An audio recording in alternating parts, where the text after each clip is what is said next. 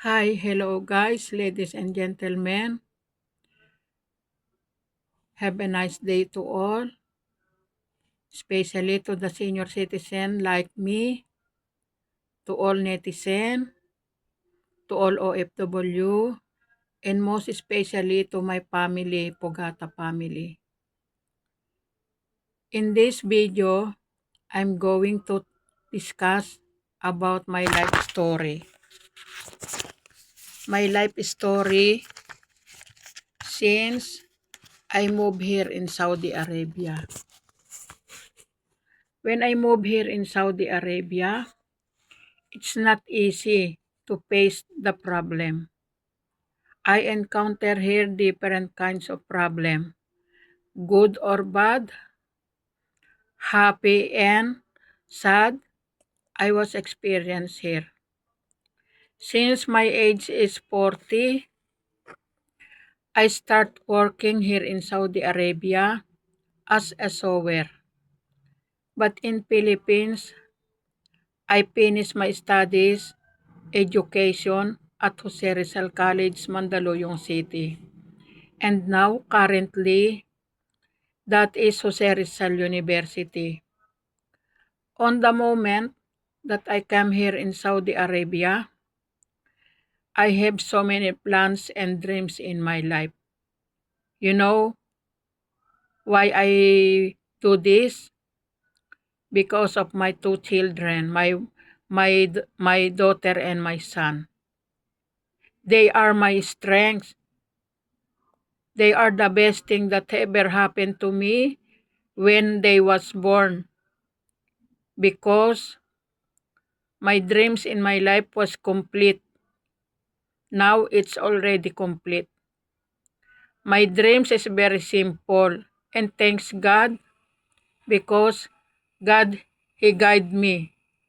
Even I experienced too much bad, too much happy and too much bad, God is with me. He provide me and He guide me. And that is my strength, the God, the powerful God. And also my strength is my children, my my daughter and my son. All my dreams are fulfilled because of them. I have a lot of dreams because of my children. When I go back in Philippines to attend the graduation, now I was happy because they finished already now their studies. And very fruitful because when I go in Saudi Arabia, I have full of dream in my life. I want, what's the reason why I go in Saudi Arabia? I want to finish study of my children. I don't say the word.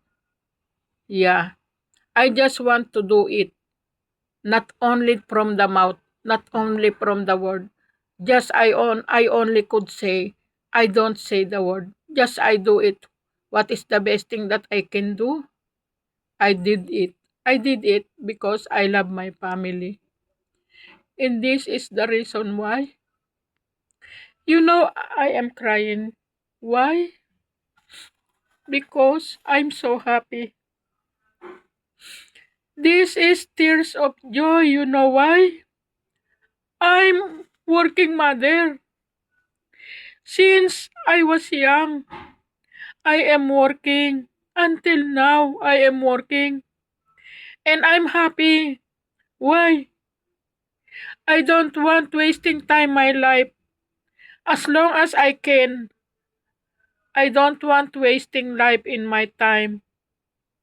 So, I'm too much thankful to God because He guide me to do this everything that comes in my life. And He guide me.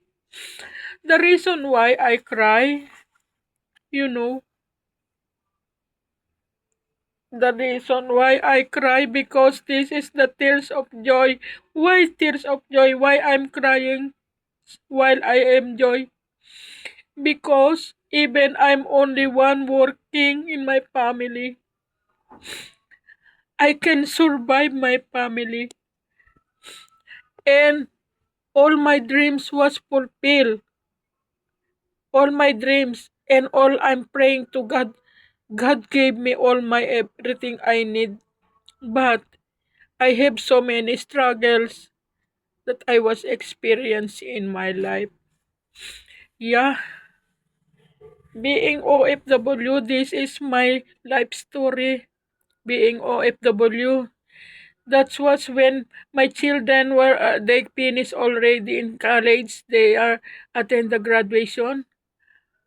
I go home to attend the graduation, and that's the happiest moment that I feel in my life. Yeah. So till here, thank you very much for those who watching my video. This is my true life story. I hope you understand. I am working alone to survive my family. They continue their studies. I'm alone surviving my family. Yeah, and thanks God. God, He guide me. I'm full of faith in God. If I don't have relation to God, I cannot do anything. Just I thankful to God because God is with me. And thanks God for everything. So, this is the end of my video. This is the completeness of my video. For those who watching my video, thank you very much for your time. And I'm happy. So, God bless you. Bye-bye. Please subscribe this my video. Bye-bye. Thanks God.